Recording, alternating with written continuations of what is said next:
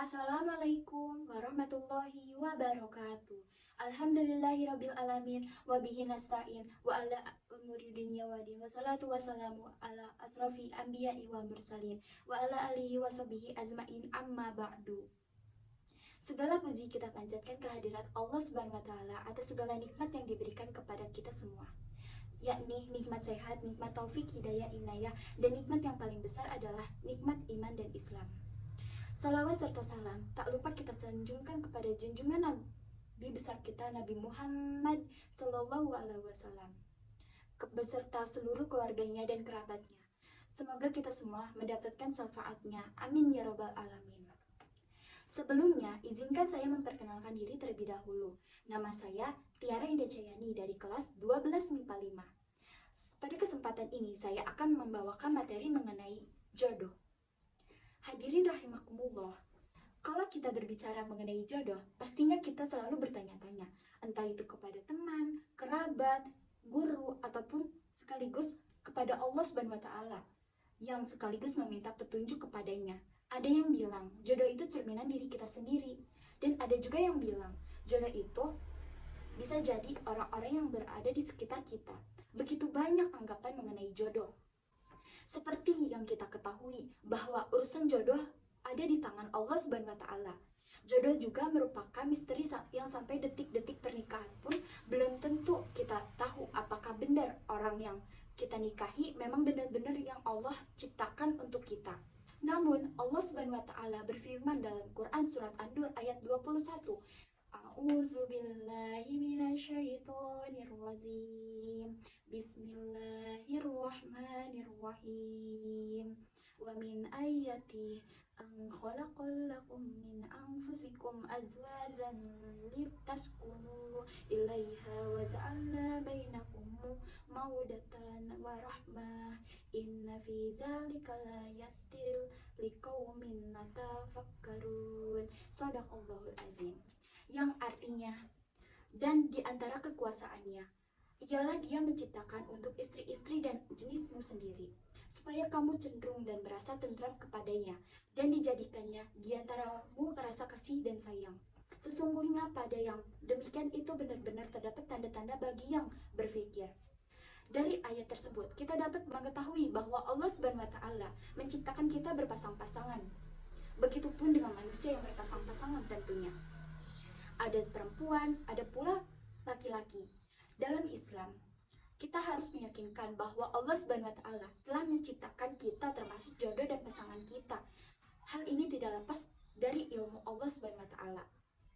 Namun, untuk mengetahui siapa jodoh kita, itu masih menjadi rahasia Allah Subhanahu wa taala, masih menjadi teka-teki. Jodoh baru akan kita tahu setelah kita mendapatkannya melalui mencari jodoh tersebut atau berikhtiar. Allah telah mengetahui jodoh kita, namun kita harus menjemputnya tersebut di tangan Allah Subhanahu wa taala atau berikhtiar. Dari ayat di atas, Allah Subhanahu wa taala menyatakan bahwa pria yang baik akan dipasangkan, dijodohkan dengan perempuan yang baik, dan sebaliknya, pria yang buruk maka secara otomatis akan berjodoh dengan perempuan atau wanita yang selevel dengan dia. Walaupun seorang laki-laki ingin mencari wanita yang sempurna, dan wanita pun sama ingin menginginkan laki-laki yang sempurna, akan tetapi Allah Subhanahu wa taala menciptakan keduanya untuk saling menyempurnakan. Teruslah berupaya memperbaiki diri sendiri agar Allah Subhanahu wa taala memperbaiki pasangan hidup kita. Jika kita sudah berusaha dan memantaskan diri untuk menjadi lebih baik, maka Allah Subhanahu wa taala akan memberikan yang terbaik.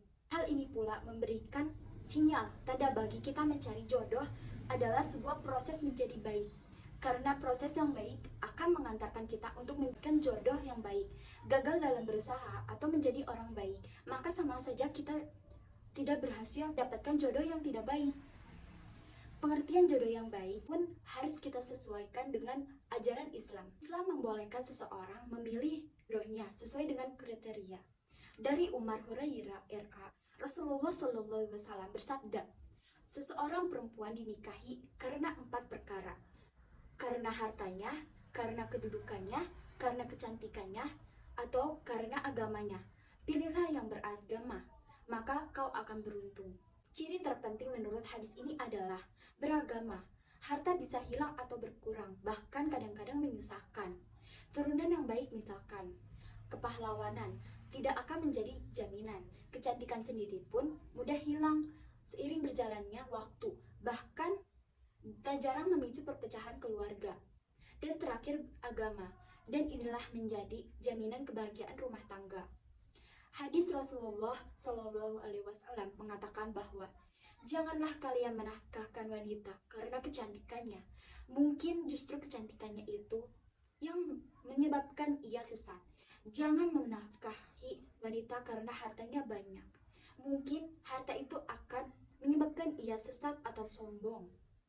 Nikahilah wanita karena agamanya. Demi Allah, perempuan budak yang hitam legam itu lebih baik bila beragama. Riwayat Ibnu Majah. Dari hadis itu sudah jelas bahwa walaupun seorang laki-laki atau perempuan memandang kedudukan, harta dan fisik, akan tetapi yang paling penting adalah agamanya. Karena pondasi utama untuk membangun sebuah rumah tangga adalah dengan keimanan dan ketakwaan kepada Allah Subhanahu wa taala. Untuk seorang perempuan, carilah laki-laki yang soleh. Karena seorang laki-laki yang soleh, jika ia mencintaimu, maka ia akan memuliakanmu. Dan jika ia tidak mencintaimu, maka ia tidak akan menjolimimu. Pilihlah seseorang yang bisa menerima kita apa adanya. Sama halnya dengan kita, jadilah orang yang bisa menerima apa adanya. Dan yang terakhir, pilihlah dia yang bisa mengajakmu kepada rahmatnya. Dia yang bisa mengajakmu dalam hal kebaikan patut dipilih untuk menjadi pasangan. Semoga dari apa yang telah saya sampaikan ini bisa bermanfaat bagi kita semua. Demikian materi mengenai jodoh yang saya sampaikan. Apapun yang telah saya lontarkan dari ucapan saya, kurang lebihnya saya mohon maaf yang sebesar-besarnya. Saya hanya manusia biasa yang tak luput dari salah ataupun dosa. Sekian dari saya. Wassalamualaikum warahmatullahi wabarakatuh.